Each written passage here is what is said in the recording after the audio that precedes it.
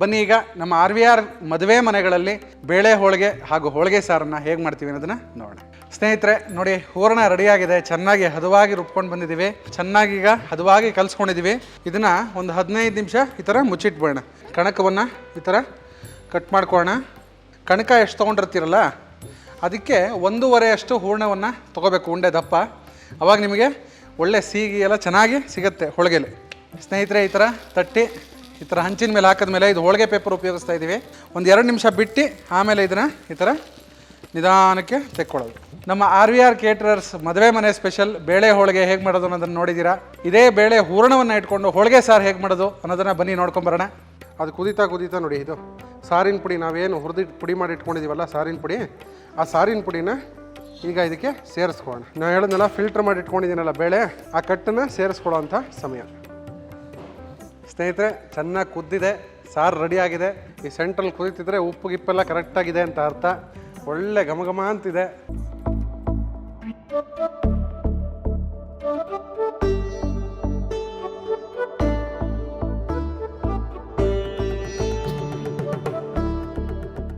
ಸ್ನೇಹಿತರೆ ಎಲ್ಲರಿಗೂ ನಮ್ಮ ಕಲರ್ ಟಾಕೀಸ್ ಚಾನಲ್ಗೆ ಮತ್ತೊಮ್ಮೆ ಸ್ವಾಗತ ಹಾಗೂ ಸುಸ್ವಾಗತ. ಇವತ್ತು ಯುಗಾದಿ ವಿಶೇಷ ಅಂತ ಹೇಳಿದ್ರೆ ಒಂದು ಹೋಳಿಗೆ ಇರಲೇಬೇಕು ಎಲ್ಲರ ಮನೇಲೂ.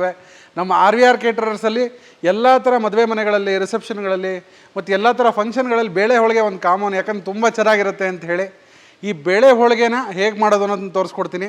ಆದರೆ ಬರೀ ಬೇಳೆ ಹೋಳಿಗೆಗಲ್ಲ, ಅದ್ರ ಜೊತೆಗೆ ಹೋಳಿಗೆ ಸಾರು ಹೇಗೆ ಮಾಡೋದು ಅನ್ನೋದನ್ನು ಲಾಸ್ಟಿಗೆ ತೋರಿಸ್ಕೊಡ್ತೀನಿ. ಬನ್ನಿ ಈಗ ನಮ್ಮ RVR ಮದುವೆ ಮನೆಗಳಲ್ಲಿ ಬೇಳೆ ಹೋಳಿಗೆ ಹಾಗೂ ಹೋಳಿಗೆ ಸಾರನ್ನು ಹೇಗೆ ಮಾಡ್ತೀವಿ ಅನ್ನೋದನ್ನು ನೋಡೋಣ. ಸ್ನೇಹಿತರೆ ಪ್ರತಿ ಸಲ ನಾನು ಏನಾರು ಅಡುಗೆ ಮಾಡಬೇಕು ಅಂತ ಹೇಳಿದ್ರೆ 3 ಜನ 4 ಜನ ಇಲ್ಲ 5 ಜನಕ್ಕೆ ಆಗೋಷ್ಟು ಮಾಡಿ ತೋರಿಸ್ತೀನಿ ಅಂತ ಹೇಳ್ತೀನಿ. ಹೋಳಿಗೆ ಅಂತ ಹೇಳಿದ್ರೆ ಬರೀ 5 ಹೋಳಿಗೆ 10 ಹೋಳಿಗೆ ಮಾಡಿದ್ರೆ ಚೆನ್ನಾಗಿರಲ್ಲ. ಒಂದು 30ರಿಂದ 40 ಹೋಳಿಗೆ ಮಾಡಿ ಅದನ್ನು ಎಲ್ಲ ಹಂಚಿ ತಿಂದರೆ ಆವಾಗಲೇ ಅದು ರುಚಿ. ಹಬ್ಬ ಅಂದಮೇಲೆ ಹಂಚಿ ತಿನ್ನಬೇಕು, ಮನೆಗೆ ಯಾರು ಬರ್ತಾರೆ. ಅದಕ್ಕೋಸ್ಕರ ಒಂದು 35 40 ಹೋಳಿಗೆಗೆ ಆಗೋಷ್ಟು ಇವತ್ತು ನಾನು ಬೇಳೆ ಹೋಳಿಗೆಯನ್ನು ಮಾಡ್ತಿದ್ದೀನಿ. ಅದಕ್ಕೆ ಒಂದು ಸೇರು ನಾನು ತೊಗರಿ ಬೇಳೆಯನ್ನು ತೊಗೊಂಡು ಅದನ್ನು ಚೆನ್ನಾಗಿ ನೋಡಿ ಒಂದು 2-3 ಸಲ ಚೆನ್ನಾಗಿ ತೊಳೆದು ಅದನ್ನು ಒಂದು 20 ನಿಮಿಷ ನೆನೆಸಿಟ್ಟು ತೊಗೊಂಬಂದಿದ್ದೀನಿ. ನೆನೆಸೋದೇನಕ್ಕೆ ಅಂತ ಹೇಳಿದ್ರೆ ಜಾಸ್ತಿ ಹೊತ್ತು ಬೇಯಿಸೋಕೆ ಹೋದರೆ ಕರಗೋದಂಗೆ ಆಗ್ಬಿಡುತ್ತೆ. ಈ ಥರ ನೆನೆಸಿ ಬೇಯಿಸಿದ್ರೆ ಒಳಗಡೆನೂ ಚೆನ್ನಾಗಿ ನೆಂದಿರುತ್ತಲ್ಲ, ಒಂದು 5ರಿಂದ 10 ನಿಮಿಷಕ್ಕೆ ಪಟ್ಟಂತ ಬೇಳೆ ಬೇಯುತ್ತೆ. ಇದನ್ನು ಈ ಬೇಳೆ ಹೋಳಿಗೆಗೆ ಜಾಸ್ತಿ ಬೇಳೆಯನ್ನು ಬೇಯಿಸಬಾರ್ದು, ಸ್ವಲ್ಪ ಸುಮಾರಾಗಿ ಬೇಯಿಸ್ಕೊಂಡ್ರೆ ಒಂದು 80 ಭಾಗ ಬೆಂದರೆ ಸಾಕಾಗುತ್ತೆ. ಈಗ ನಾನು ನೆನೆಸಿರೋವಂಥ ಒಂದು 20 ನಿಮಿಷ ನೆನೆಸಿರೋವಂಥ ತೊಗರಿಬೇಳೆಯನ್ನು ನಾನಿವಾಗ ಹಾಕ್ಕೊಳ್ತಾಯಿದ್ದೀನಿ. ಸುಮಾರು ಒಂದು 2 ಲೀಟ್ರಷ್ಟು ನೀರನ್ನ ಹಾಕ್ಕೊಳ್ತಿದ್ದೀನಿ ಇದನ್ನು ಬೇಯಿಸ್ಕೊಳ್ಳೋಕ್ಕೆ. ಈಗ ಒಂದು 10 ನಿಮಿಷಗಳ ಕಾಲ ಇದನ್ನು ಚೆನ್ನಾಗಿ ಬೇಯಿಸೋಣ. ಸ್ನೇಹಿತರೆ ನೋಡಿ, ಇದು ಒಂದು 15 ನಿಮಿಷ ಆಯ್ತು, ಚೆನ್ನಾಗಿ ಬೆಂದಿದೆ. ಈಗ ಹೇಗೆ ಅಂದರೆ ನೋಡಿ, ಇದು ಈ ಥರ ಓಪನ್ ಆಗಬೇಕು, ಬೇಳೆ ಹಿಂಗೆ ಓಪನ್ ಆಗಬೇಕು. ಓಪನ್ ಆಗಿದ್ದರೆ ಹಿಂಗೆ ಮುರಿದ್ರೆ ಚೆನ್ನಾಗಿ ಒಳಗಡೆ ಬೆಂದಿರಬೇಕು. ಅಷ್ಟರ ಮಟ್ಟಿಗೆ ಅಂದರೆ ಒಂದು 80 ಭಾಗದಷ್ಟು ಬೆಂದಿರಬೇಕು, ಕರಗಬಾರ್ದು ಬೇಳೆ. ಈ ಸಮಯದಲ್ಲಿ ನಾವು ಸ್ಟವ್ನ ಆಫ್ ಮಾಡ್ಕೊಳ್ಳೋಣ. ಬೇಳೆನ ಬೇಯಿಸ್ಬೇಕಾದ್ರೆ ನಾವು ಫಿಲ್ಟರ್ ಆಗಿರೋ ನೀರಲ್ಲೇ ಬೇಯಿಸಬೇಕು. ಯಾಕಂತ ಹೇಳಿದ್ರೆ ಚೆನ್ನಾಗಿ ಬೇಯುತ್ತೆ, ಬೇಗ ಬೇಯುತ್ತೆ. ಬೋರ್ವೆಲ್ ನೀರಲ್ಲಿ ಬೇಯಿಸಿದ್ರೆ ಸ್ವಲ್ಪ ನಿಧಾನ ಬೇಯೋದು, ಸರಿಯಾಗಿ ಬೇಯಲ್ಲ ಅದು. ಅದಕ್ಕೋಸ್ಕರ ನಾವು ಫಿಲ್ಟರ್ ನೀರಲ್ಲಿ ಚೆನ್ನಾಗಿ ಇದನ್ನು ಒಂದು 15ರಿಂದ 20 ನಿಮಿಷ ಒಂದು 80% ಚೆನ್ನಾಗಿ ಇದನ್ನು ಬೇಯಿಸ್ಕೊಂಡಿವಿ. ಇದನ್ನು ನೀರನ್ನ ಬಸ್ಬಿಟ್ಟು ಆ ಬಸ್ದಿರೋ ನೀರಲ್ಲಿ ಹೋಳಿಗೆ ಸಾರು ಮಾಡೋಣ. ಈಗ ಬೇಳೆಯಲ್ಲಿ ಹೂರಣವನ್ನು ಮಾಡಿಕೊಂಡು ಬೇಳೆ ಹೋಳಿಗೆ ಮಾಡೋಣ. ಸ್ನೇಹಿತರೆ ಈಗ ಹೂರಣವನ್ನು ಮಾಡ್ಕೊಳ್ಳೋಕ್ಕೆ ನಾನು ಒಂದು ಸೇರು ಬೇಳೆಗೆ 1.5 kg ಬೆಲ್ಲವನ್ನು ತೊಗೊಂಡಿದ್ದೀನಿ. ಒಂದು ಸೇರು ಬೇಳೆಯನ್ನು ನಾವು ನೆನೆಸಿಟ್ಕೊಂಡು ಬೇಯಿಸ್ಕೊಂಡಿದ್ದೀವಲ್ಲ, ಅದಕ್ಕೆ ನಾನು ಅಳತೆಯಂತೆ 1.5 kg ಬೆಲ್ಲವನ್ನು ತೊಗೊಂಡಿದ್ದೀನಿ. ಬೆಲ್ಲ ಈಗ ಹಾಕ್ಕೊಂಡು ಈಗ ಪಾಕ ಮಾಡ್ಕೊಂಡು ನೋಡಿ, ಈಗ ಬೆಲ್ಲ ಹಾಕ್ಕೊಂಡು ಸ್ಟವ್ ಹಚ್ಕೊಂಡಿದ್ದೀವಿ. ಇದಕ್ಕೆ ನೀರು ಜಾಸ್ತಿ ಹಾಕೊಳ್ಳೋ ಅವಶ್ಯಕತೆ ಇಲ್ಲ. ಸ್ವಲ್ಪ ಹಿಂಗೆ ಕೈಯಲ್ಲಿ ತೊಗೊಂಡು ಈ ಥರ ತಕ್ಕಳಿಸ್ಕೊಂಡ್ರೆ ಸಾಕಾಗತ್ತೆ. ನೋಡಿ ಈ ಥರ ತಕ್ಕಳಿಸ್ಕೊಂಡು ಇದನ್ನು ಬೆಲ್ಲವನ್ನು ಈಗ ಕರಗಕ್ಕೆ ಇಟ್ಕೋಣ. ಸ್ನೇಹಿತರೆ ನೋಡಿ, ಇದು ಪಾಕ ಚೆನ್ನಾಗಿ ಬರ್ತಾ ಇದೆ. ಈಗ ನೋಡಿ, ಈ ಥರ ನೊರೆ ಸೈಡಲ್ಲಿ ನೊರೆ ಬಿಟ್ಕೊಳ್ತಾ ಬರುತ್ತಲ್ಲ, ಈಗ ಪಾಕ ಚೆನ್ನಾಗಿ ಬರ್ತಾ ಇದೆ ಅಂತ ಅರ್ಥ. ಅವಾಗ 1-2 ಸಲ ಈ ಥರ ಹಿಂಗೆ ತಿರುಗಿಸ್ಕೊಂಡು ನೋಡಿ, ಹಿಂಗೆ ಬಂದರೆ ನಿಮ್ಗೊಂದು ಸ್ವಲ್ಪ ಗಟ್ಟಿ ಪಾಕ ಬಂದಂಗೆ ಬಂದಿರಬೇಕು. ತುಂಬ ತೆಳು ಪಾಕ ಆದರೆ ತಿರ್ಗಾ ಇದು ಬೇಳೆ ಹಾಕಿದ ತಕ್ಷಣ ಇನ್ನೂ ನೀರಾದಂಗೆ ಆಗ್ಬಿಡುತ್ತೆ, ಸುಮಾರು ಹೊತ್ತಾಗುತ್ತೆ. ಸ್ವಲ್ಪ ಅಂದರೆ ತುಂಬ ಗಟ್ಟಿನೂ ಆದರೂ ಆಗಲ್ಲ, ಸ್ವಲ್ಪ ಗಟ್ಟಿ ಪಾಕ ಈ ಥರ ನೋಡಿ, ಇದು ಒಳ್ಳೆ ಗಟ್ಟಿ ಪಾಕ ಬಂದಿದೆ. ಈ ಸಮಯದಲ್ಲಿ ನಾನು ಬೇಯಿಸ್ಕೊಂಡಿರೋಂಥ ಬೇಳೆ, ಆವಾಗಲೇ ಬೇಯಿಸ್ಕೊಂಡಿದ್ವಲ್ಲ, ನೀರನ್ನು ಎಲ್ಲ ತೆಗೆದುಬಿಟ್ಟು ನೀರನ್ನು ಹೋಳಿಗೆ ಸಾರಿಗೆ ಉಪಯೋಗಿಸೋಣ. ಈಗ ಬೇಯಿಸಿರೋಂಥ ಬೇಳೆನ, ಈಗ ತೊಗರಿ ಬೇಳೆಯನ್ನು ಈಗ ಇದಕ್ಕೆ ಸೇರಿಸ್ಕೊಳ್ತಾ ಇದ್ದೀನಿ. ಬೇಳೆನ ಹಾಕೋಬೇಕಾದ್ರೆ ಉರಿಯನ್ನು ಕಾವನ್ನು ಕಮ್ಮಿ ಮಾಡ್ಕೊಳ್ಳಿ. ಯಾಕಂದರೆ ಬೆಲ್ಲ ಬೇಳೆ ಹಾಕ್ಬೇಕಾದ್ರೆ ಮೈಗೆ ಹಾರಿದ್ರೆ ತುಂಬ ಆಳಕ್ಕೆ ಇಳಿದು ತುಂಬ ನೋವು ಜಾಸ್ತಿ ಮಾಡ್ತದೋ. ಬೆಲ್ಲದ ಪಾಕ ನೋಡಿ, ಈ ಥರ ಬೇಳೆಯನ್ನು ಹಾಕ್ಕೊಂಡು ಈಗ ಇದನ್ನು ಈ ಥರ ಮಿಕ್ಸ್ ಮಾಡ್ಕೊಳ್ಳೋಣ. ಸಣ್ಣ ಕಾವಲಿಗ ಈಗ ಬೇಳೆ ಹಾಕಿದ ತಕ್ಷಣ ಇದು ಪಾಕ ಸ್ವಲ್ಪ ಡೌನ್ ಆಗಿರುತ್ತೆ, ಅಂದರೆ ತಿರ್ಗಾ ಸ್ವಲ್ಪ ನೀರಾದಂಗೆ ಆಗಿರುತ್ತೆ. ಅದು ಇವಾಗ ಇದ್ರ ಜೊತೆ ಬೆಂದು ಚೆನ್ನಾಗಿ ಬರುತ್ತೆ ಮೇಲಕ್ಕೆ. ಅಷ್ಟರೊಳಗೆ ನಾನು ಒಂದು ಹೋಳು ಅಂದರೆ ಒಂದು ಉಂಡೆ ತೆಂಗಿನಕಾಯಿಯನ್ನು ತುರಿದು, ಹಸಿಕಾಯಿಯನ್ನು ತುರಿದು ತೊಗೊಂಬಂದಿದ್ದೀನಿ. ಈಗ ಇದನ್ನು ಕೂಡ ಈಗ ಇದಕ್ಕೆ ಸೇರಿಸ್ಕೊಳ್ಳೋಣ. ಹಾಗೆ ಒಂದೇ ಒಂದು ಜಾಯಿಕಾಯಿ ಅಂದರೆ ಹೀಗಿರುತ್ತೆ ನೋಡಿ, ಹೀಗಿರುತ್ತೆ ಜಾಯಿಕಾಯಿಯನ್ನು ಈ ಥರ ಪುಡಿ ಮಾಡ್ಕೊಂಡು ತೊಗೊಂಬಂದಿದ್ದೀನಿ. ಒಂದೇ ಒಂದು ಜಾಯಿಕಾಯಿ ಈಗ ಇದಕ್ಕೆ ಹಾಕ್ಕೊಳ್ಳೋಣ. ಒಳ್ಳೆ ಒಂದು 10 ರಿಂದ 12 ಏಲಕ್ಕಿ ಕಾಯನ್ನು ಹಾಕ್ಕೊಳ್ತಿದ್ದೀನಿ. ಹಾಗೆ ಅರಿಶಿಣ, ಒಂದು ಚಮಚದಷ್ಟು ಅರಿಶಿಣವನ್ನು ಇದಕ್ಕೆ ಹಾಕ್ಕೊಳ್ತಿದ್ದೀನಿ. ಗಸಗಸೆ 1-1.5-2 ಚಮಚದಷ್ಟು ಗಸಗಸೆ ಹಾಕ್ಕೊಳ್ತಿದ್ದೀನಿ. ಇದೆಲ್ಲ ಹಾಕಿದ ಮೇಲೆ ಈ ಥರ ಚೆನ್ನಾಗಿ ಮಿಕ್ಸ್ ಮಾಡ್ಕೊಳ್ಳೋಣ. ನೋಡಿ ಈ ಥರ. ಸ್ನೇಹಿತರೆ ನೋಡಿ, ಇದು ಚೆನ್ನಾಗಿ ನಾವು ಕಾಯಿ ಬೇಳೆ, ಆ ಬೆಲ್ಲಕ್ಕೆ ಕಾಯಿ ಬೇಳೆ ಏಲಕ್ಕಿ ಆಮೇಲೆ ಜಾಯಿಕಾಯಿಯನ್ನು ಪುಡಿ ಎಲ್ಲ ಹಾಕಿದ್ದೀವಿ. ಈಗ ಚೆನ್ನಾಗಿದು ನೋಡಿ ಹೊಂದ್ಕೋಬೇಕು. ಸಾಕಿದ್ಮೇಲೆ ಸಡನ್ನಾಗಿ ಸ್ಟವ್ ಆಫ್ ಮಾಡಿಬಿಡಿ. ಸಣ್ಣ ಕಾವಲ್ಲಿ ಒಂದು 2 ರಿಂದ 3 ನಿಮಿಷ ಚೆನ್ನಾಗಿ ಅದನ್ನು ಕುದಿಸ್ಕೊಂಡು ಆಮೇಲೆ ಅದನ್ನು ಪಾಕ ತಿರ್ಗಾ ಗಟ್ಟಿ ಆಗುತ್ತೆ. ಆ ಗಟ್ಟಿ ಆದಾಗ ಸ್ಟವ್ನ ಆಫ್ ಮಾಡ್ಕೊಳ್ಳಿ. ಆವಾಗ ನಿಮಗೆ ಹೂರಣ ನೀರು ಥರ ಆಗೋದು ಆ ಥರ ಆಗಲ್ಲ, ನೀಟಾಗಿ ಬರುತ್ತೆ ಹೂರಣ. ಒಂದು ಹದಕ್ಕೆ ತುಂಬ ಚೆನ್ನಾಗಿ ಬರುತ್ತೆ. ಸ್ನೇಹಿತರೆ ನೋಡಿ, ಇದು ಚೆನ್ನಾಗಿ ಹದವಾಗಿ ಹೊಂದ್ಕೊಂಡಿದೆ. ಆ ಬೇಳೆ ಕಲರೆಲ್ಲ ಬೆಲ್ಲದ ಕಲರಾಗಿ ಟರ್ನ್ ಆಗಿದೆ. ಆವಾಗ ನಾವು ಇದು ಆಗಿದೆ, ಗಟ್ಟಿಯಾಗಿದೆ. ಮತ್ತು ಇದು ಚೆನ್ನಾಗಿ ಹೊಂದಿದೆ ಎಂದವಾಗ ಗೊತ್ತಾಗುತ್ತೆ ನಿಮಗೆ. ನೋಡ್ತಾರೆ ಈ ಬೇಳೆ ಎಲ್ಲ ಚೆನ್ನಾಗಿ ನೋಡಿ ಈ ಬೆಲ್ಲವನ್ನು ಹೀರ್ಕೊಂಡಿರಬೇಕು. ಆವಾಗ ನಿಮಗೆ ಚೆನ್ನಾಗಿ ಹೂರಣ ಹೊಂದಿದೆ ಅಂತ. ಈಗ ನಾವು ಇದನ್ನು ಸ್ಟವ್ನ ಆಫ್ ಮಾಡಿಕೊಂಡು ಇದು ಚೆನ್ನಾಗಿ ಆರಿದ ಮೇಲೆ ಒಂದು 15 ರಿಂದ 20 ನಿಮಿಷ ರೂಮ್ ಟೆಂಪರೇಚರ್ಗೆ ಬರಬೇಕು. ಚೆನ್ನಾಗಿ ತಣ್ಣಗಾದ ಮೇಲೆ ಇದನ್ನು ಮಿಕ್ಸಿಲಿ ರುಬ್ಕೊಂಡು ನೈಸಾಗಿ, ತುಂಬ ನೈಸಾಗಿ ಅಂದರೆ ಗಂಧದ ಥರನೂ ರುಬ್ಬೋದು ಬೇಡ, ಸ್ವಲ್ಪ ರುಬ್ಕೊಂಡು ಇದನ್ನು ಬರೋಣ. ಸ್ನೇಹಿತರೆ ನೋಡಿ, ಹೂರಣ ರೆಡಿಯಾಗಿದೆ. ಚೆನ್ನಾಗಿ ಹದವಾಗಿ ರುಬ್ಕೊಂಡು ಬಂದಿದ್ದೀವಿ. ಚೆನ್ನಾಗಿ ಸಾಫ್ಟಾಗಿದೆ. ಹೂರಣ ಯಾವಾಗಲೂ ಸಾಫ್ಟ್ ಇರಬೇಕು, ತುಂಬ ಹಾರ್ಡ್ ಅಂದರೆ ಗಟ್ಟಿಯಾಗಿ ರುಬ್ಬಿಟ್ರೆ ನಿಮಗೆ ಹೋಳಿಗೆ ಮಾಡಿದ್ಮೇಲೆ ಒಂದು ಸ್ವಲ್ಪ ಹೊತ್ತು ಆದಮೇಲೆ ಚೆನ್ನಾಗಿ ಒಂಥರ ಬರಕ್ಲಂಗೆ ಆದಂಗೆ ಆಗ್ಬಿಡುತ್ತೆ, ಚೆನ್ನಾಗಿರಲ್ಲ ತಿನ್ನೋಕ್ಕೆ. ಇದು ಸಾಫ್ಟಾಗಿದ್ದರೆ ತುಂಬ ರುಚಿಯಾಗಿರುತ್ತೆ, ತುಂಬ ಸಾಫ್ಟಾಗಿ ಚೆನ್ನಾಗಿರುತ್ತೆ ಹೋಳಿಗೆ. ಈ ಕಣಕ ಹೂರಣ ಎರಡೂ ಒಂದೇ ಹದಕ್ಕಿರಬೇಕು, ಅಂದರೆ ಸಾಫ್ಟಾಗಿ ಚೆನ್ನಾಗಿರ್ಬೇಕು. ಆವಾಗ ನಿಮಗೆ ಲಟ್ಟಿಸ್ದಾಗಲೂ ಆ ಬಾರ್ಡ್ರು ಬರಲ್ಲ. ಈ ಗಟ್ಟಿ ನಾವು ಕಣಕ ಗಟ್ಟಿ ಮಾಡಿಕೊಂಡು ಹೂರಣ ತೆಳ್ಳಗೆ ಮಾಡಿಕೊಂಡು ಆ ಥರ ಮಾಡಿದಾಗ ಬರೀ ಹೂರಣ ಆಗಲ್ಲ, ಮಾತ್ರ ಬರೀ ಸೆಂಟ್ರಿಗೆ ಮಾತ್ರ ಇರುತ್ತೆ, ಸೈಡೆಲ್ಲ ಬಾರ್ಡ್ರ್ ಹಾಗೆ ಬರುತ್ತೆ. ಎರಡೂ ಒಂದೇ ಹದಕ್ಕೆ ಕಲಿಸ್ಕೋಬೇಕು. ಬನ್ನಿ ಈಗ ಕಣಕವನ್ನು ಕಲಿಸ್ಕೊಂಬೋಣ. ಸ್ನೇಹಿತರೆ ಈಗ ಕಣಕವನ್ನು ಕಲಿಸ್ಕೊಳ್ಳೋಣ. ಕಣಕ ಕಲಿಸೋದಕ್ಕೆ ನಾನು ಒಂದು ಅರ್ಧ ಸೇರಷ್ಟು ಗೋಧಿ ಹಿಟ್ಟನ್ನು ತೊಗೊಂಡಿದ್ದೀನಿ. ಗೋಧಿ ಹಿಟ್ಟು ಹಾಕೋದ್ರಿಂದ ಸ್ವಲ್ಪ ಸಾಫ್ಟಾಗಿ ಬರುತ್ತೆ, ಹೋಳಿಗೆ ತುಂಬ ಚೆನ್ನಾಗಿ ಬರುತ್ತೆ ಮೃದುವಾಗಿ. ಹಾಗೆ ಅರ್ಧ ಸೇರಷ್ಟು ಮೈದಾ, ಒಂದು 150 ಗ್ರಾಮಷ್ಟು ಚಿರೋಟ್ ರವೆ, ಹಾಗೆ ಒಂದು ಚಿಟಿಕೆ ಅರಿಶಿನ ಅಂದರೆ ಒಂದು ಅರ್ಧ ಚಮಚದಷ್ಟು ಅರಿಶಿನವನ್ನು ಹಾಕ್ಕೊಳ್ತಾ ಇದ್ದೀನಿ. ಸ್ವಲ್ಪ ತುಪ್ಪ ಅಂದರೆ ಒಂದು 3 ರಿಂದ 4 ಚಮಚದಷ್ಟು ತುಪ್ಪವನ್ನು ಇದಕ್ಕೆ ಹಾಕ್ಕೊಳ್ತಿದ್ದೀನಿ. ಈಗ ಇದನ್ನು ಚೆನ್ನಾಗಿ ನೀರು ಹಾಕಿ ಸಾಫ್ಟಾಗಿ ಕಲಿಸ್ಕೊಳ್ಳೋಣ. ಫಸ್ಟ್ ಈ ಥರ ಡ್ರೈ ಹಿಂಗೆ ಕಲಿಸ್ಕೊಂಬಿಟ್ಟು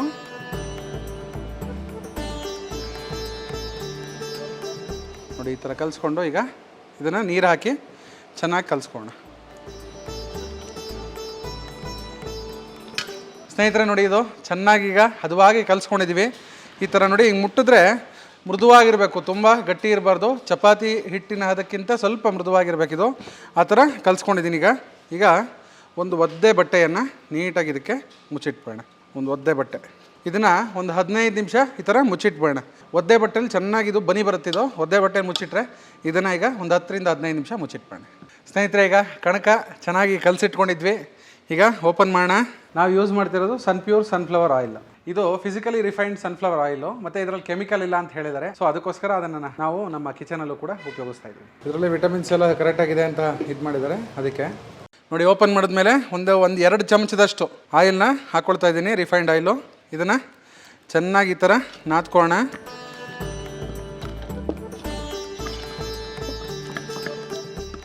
ಸ್ನೇಹಿತರೆ ನೋಡಿ, ಇದು ಕಣಕ ಈ ಥರ ಚೆನ್ನಾಗಿ ಕಲಿಸ್ಕೊಂಡು ಅಕಸ್ಮಾತ್ ನಿಮಗೆ ನೀರಿಗೆ ಆಯಿತು, ಅಕಸ್ಮಾತ್ ನೀರಾಗೋಯ್ತು ಅಂತೇನಾದ್ರು ಅನಿಸಿದ್ರೆ ಮುಟ್ಟು ನೋಡಿದಾಗ ಸ್ವಲ್ಪ ಇದ್ರ ಮೇಲೆ ಒಂಚೂರು ಅಂದರೆ ಒಂದು ಚಿಟಿಕೆ ಒಂದೂವರೆ ಸ್ಪೂನು ಮೈದಾ ಮೇಲ್ಗಡೆ ಕೋಟಿಂಗ್ ಕೊಟ್ಕೊಂಡು ಒಂದ್ಸಲಿ ನಾದ್ಕೊಂಬಿಟ್ರೆ ಚೆನ್ನಾಗಿ ಆಗ್ಬಿಡುತ್ತೆ. ತುಂಬ ಹಿಟ್ಟು ಹಾಕಿ ತಿರ್ಗಾ ಹಿಂಸೆ ಮಾಡ್ಕೊಳ್ಳೋ ಅವಶ್ಯಕತೆ ಇಲ್ಲ. ಯಾಕಂದರೆ ಮೇಲೆ ಹಿಟ್ಟು ಹಾಕ್ತಿದ್ರೆ ನಿಮಗೆ ಚೆನ್ನಾಗಿ ಬರೋಲ್ಲ, ಅದು ಒಂಥರ ಒರಟೊರಟಾದಂಗೆ ಆಗ್ಬಿಡುತ್ತೆ. ಅದು ಚೆನ್ನಾಗಿ ಬನಿ ಬಂದರೆ ನಿಮಗೆ ನಿಮ್ಮ ಹೋಳಿಗೆ ತುಂಬ ಸಾಫ್ಟಾಗಿ ಚೆನ್ನಾಗಿರೋದು. ಆ ಬನಿ ಬಂದಿದೆ ಈಗ ನೋಡಿ ಈ ಥರ. ಇದನ್ನು ನೋಡಿ ಈ ಥರ ನಿಮಗೆ ಕಣಕ ಯಾವ ಸೈಜ್ ಬೇಕೋ ಆ ಸೈಜು ಈ ಥರ ಕಟ್ ಮಾಡ್ಕೊಬೋದು. ಈಗ ನಾನು ಕಣಕವನ್ನು ಚೆನ್ನಾಗಿ ಈ ಥರ ಮಾಲಿಷ್ ಮಾಡಿ ಮೇಲ್ಗಡೆ 1 ಸ್ಪೂನ್ 2 ಸ್ಪೂನು ರಿಫೈನ್ಡ್ ಆಯಿಲ್ನ ಹಾಕಿ ಈ ಥರ ರೆಡಿ ಮಾಡಿ ಇಟ್ಕೊಂಡಿದ್ದೀನಿ. ಈಗ ಹಂಚನ್ನು ಕಾಯಕ್ಕೆ ಇಟ್ಬಿಟ್ಟು ಬಿಸಿಯಾಗಿ ಹೂರಣವನ್ನು ತುಂಬಿಸಿ ಲಟ್ಟಿಸಿ ಈಗ ಬಿಸಿಯಾಗಿ ಈಗ ಹೋಳಿಗೆ ಮಾಡೋಣ ಸ್ನೇಹಿತರೆ. ನೋಡಿ, ಈಗ ಹೋಳಿಗೆ ಮಾಡೋದಕ್ಕೆ ಮೊದಲಿಗೆ ಕಣಕವನ್ನು ಈ ಥರ ಕಟ್ ಮಾಡ್ಕೊಳ್ಳೋಣ. ಸ್ವಲ್ಪ ಕೈ ಜಿಡ್ಡು ಮಾಡಿಕೊಂಡು ತಟ್ಕೊಂಡು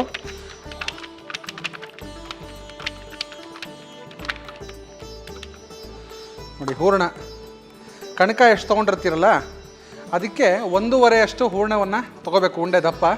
ಅವಾಗ ನಿಮಗೆ ಒಳ್ಳೆ ಸಿಹಿ ಎಲ್ಲ ಚೆನ್ನಾಗಿ ಸಿಗುತ್ತೆ ಹೋಳಿಗೆಲಿ.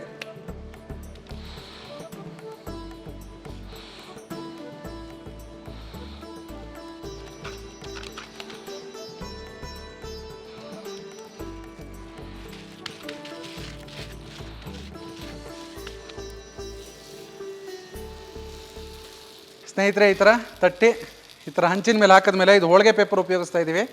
ಬಾಳೆ ಎಲೆಯಲ್ಲಿ ಕೂಡ ಹಾಕೋಬೋದು, ಏನು ತೊಂದರೆ ಇಲ್ಲ. ಹಾಕಿ ಒಂದು 2 ನಿಮಿಷ ಬಿಡಬೇಕು. ಒಂದು 2 ನಿಮಿಷ ಬಿಟ್ಟು ಆಮೇಲೆ ಇದನ್ನು ಈ ಥರ ನಿಧಾನಕ್ಕೆ ತೆಕ್ಕೊಳ್ಳೋದು.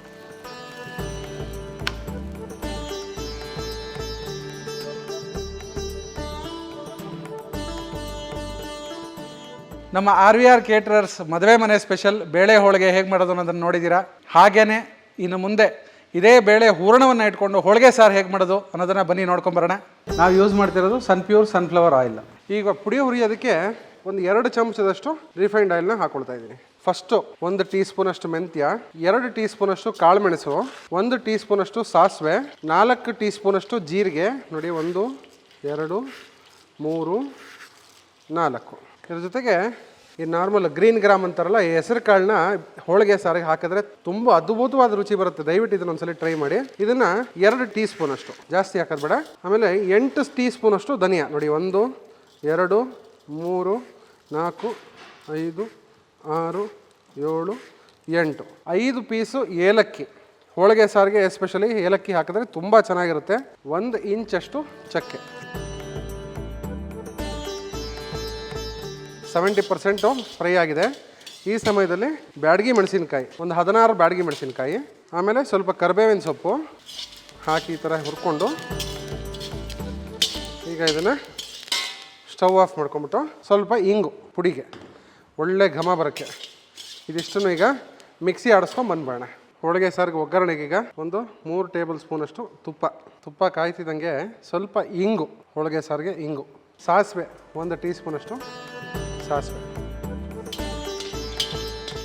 2 ಗುಂಟೂರು ಮೆಣಸಿನ್ಕಾಯಿ ಒಗ್ಗರಣೆಗೆ, ಸ್ವಲ್ಪ ಕರಿಬೇವಿನ ಸೊಪ್ಪು, 1 ಟೀ ಸ್ಪೂನಷ್ಟು ಜೀರಿಗೆ, ಸಾರಿಗೆ ಒಗ್ಗರಣೆಗೆ ಜೀರಿಗೆ. ಇದು ಹಾಕ್ತಿದ್ದಂಗೆ ಡೈರೆಕ್ಟು 2 ನಿಂಬೆಹಣ್ಣು ಗಾತ್ರದಷ್ಟು ಹುಣಸೆ ಹಣ್ಣನ್ನ ಕಿವುಚಿಟ್ಕೊಂಡಿದ್ದೀನಿ. ನಾನು ಹೇಳ್ದಂಗೆ ನಿಮಗೆ 7 ರಿಂದ 8 ಜನಕ್ಕೆ ಸಾರು ಮಾಡ್ತಿರೋದ್ರಿಂದ 2 ನಿಂಬೆಹಣ್ಣು ಗಾತ್ರ ಹುಣಸೆ ಹಣ್ಣು ರಸ. ಸೇಮ್ ಅದೇ ಗಾತ್ರದಲ್ಲಿ ಬೆಲ್ಲ, ಉಂಡೆ ಬೆಲ್ಲ ಪುಡಿ ಮಾಡಿ ಇಟ್ಕೊಂಡಿದ್ದೀನಿ, ಒಂದು ಅರ್ಧ ಉಂಡೆ ಬೆಲ್ಲ. ಆಮೇಲೆ ಸ್ವಲ್ಪ ಹೋಳಿಗೆ ಸಾರಿಗೆ ಕಾಯಿ ತುರಿ ಹಾಕಿದ್ರೆ ತುಂಬ ಚೆನ್ನಾಗಿರುತ್ತೆ. ಒಂದೇ ಒಂದು ಅರ್ಧ ಹೋಳು ಸ್ವಲ್ಪ ಕಾಯಿ ತುರಿ ಇದೆಲ್ಲ ಹಾಕಿ ನೋಡಿ, ಹುಣಸೆ ಹಣ್ಣೆಲ್ಲ ಚೆನ್ನಾಗಿ ಕುದ್ದು ಹಸಿ ವಾಸನೆ ಹೋಗಬೇಕು. ನೋಡಿ, ಈ ಥರ ಪುಡಿ ನೋಡಿ, ಒಳ್ಳೆ ಕಲರ್ ಬಂದಿದೆ. ಹಿಂಗಿರಬೇಕು ಹೋಳಿಗೆ ಸಾರಿನ ಪುಡಿ. ಅದು ಕುದೀತಾ ನೋಡಿ, ಇದು ಸಾರಿನ ಪುಡಿ ನಾವೇನು ಹುರಿದಿಟ್ಟು ಪುಡಿ ಮಾಡಿ ಇಟ್ಕೊಂಡಿದ್ದೀವಲ್ಲ ಸಾರಿನ ಪುಡಿ, ಆ ಸಾರಿನ ಪುಡಿನ ಈಗ ಇದಕ್ಕೆ ಸೇರಿಸ್ಕೊಳ್ಳೋಣ. ನೋಡಿ ಸ್ನೇಹಿತರೆ, ಈ ಪುಡಿಯೆಲ್ಲ ಹಾಕಿ ಚೆನ್ನಾಗಿ ಮಿಕ್ಸ್ ಮಾಡಿದ್ರೆ ಈ ಥರ ನೋಡಿ, ಇದೆಲ್ಲ ಚೆನ್ನಾಗಿ ಕುದ್ದಿದೆ. ನಾನು ಹೇಳೋದನ್ನೆಲ್ಲ ಫಿಲ್ಟರ್ ಮಾಡಿ ಇಟ್ಕೊಂಡಿದ್ದೀನಲ್ಲ ಬೇಳೆ, ಆ ಕಟ್ಟನ್ನು ಸೇರಿಸ್ಕೊಳ್ಳೋ ಅಂಥ ಸಮಯ. ನೋಡಿ, ಇದು ಚೆನ್ನಾಗಿ ಕುದಿಯೋಕ್ಕೆ ಶುರು ಆಯಿತು. ಈ ಸಮಯದಲ್ಲಿ ರುಚಿಗೆ ತಕ್ಕಷ್ಟು ಉಪ್ಪನ್ನು ಸೇರಿಸ್ಕೊಂಬೋಣ. ಸೇರಿಸ್ಕೊಂಡು ಈಗ ಆಲ್ರೆಡಿ ಚೆನ್ನಾಗಿ ಒಳ್ಳೆ ಘಮ ಅಂತಿದೆ ಹೋಳಿಗೆ ಸಾರು. ಈಗ ನೋಡಿ ಕುದೀತಾ ಇದೆ. ಕೊತ್ತಂಬರಿ ಸೊಪ್ಪನ್ನ ಹಚ್ಚಿ ತೊಳೆದುಕೊಂಬಂದಿದ್ದೀನಿ, ಹಾಕ್ಬೋಣ ಈಗ. ಸ್ನೇಹಿತರೆ, ಚೆನ್ನಾಗಿ ಕುದ್ದಿದೆ, ಸಾರು ರೆಡಿಯಾಗಿದೆ. ಈ ಸೆಂಟ್ರಲ್ಲಿ ಕುದೀತಿದ್ರೆ ಉಪ್ಪು ಗಿಪ್ಪೆಲ್ಲ ಕರೆಕ್ಟಾಗಿದೆ ಅಂತ ಅರ್ಥ. ಒಳ್ಳೆ ಘಮ ಅಂತಿದೆ. ರುಚಿ ನೋಡೋಣ ಹೇಗೆ ಬಂದಿದೆ ಅಂತ ನೋಡೋಣ.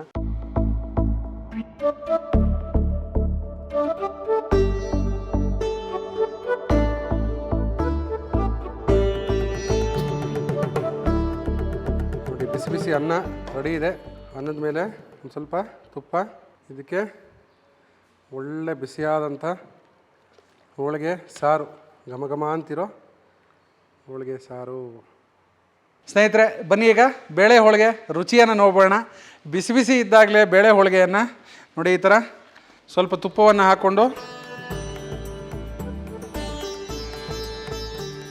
ನೋಡಿ ಈ ಥರ ತುಪ್ಪ ಹಾಕ್ಕೊಂಡು ಕಾಯಿ ಹಾಲು ಜೊತೆನೂ ತಿನ್ಬೋದು, ತುಂಬ ಚೆನ್ನಾಗಿರುತ್ತೆ. ಹಾಗೆ ತುಂಬ ಸಾಫ್ಟಾಗಿದೆ ನೋಡಿ, ಎರಡೇ ಬೆರಳಲ್ಲಿ ಮುರಿಬೋದು ಅಷ್ಟು ಸಾಫ್ಟಾಗಿದೆ, ತುಂಬ ರುಚಿಯಾಗಿದೆ, ಒಳ್ಳೆ ಘಮ ಅಂತಿದೆ.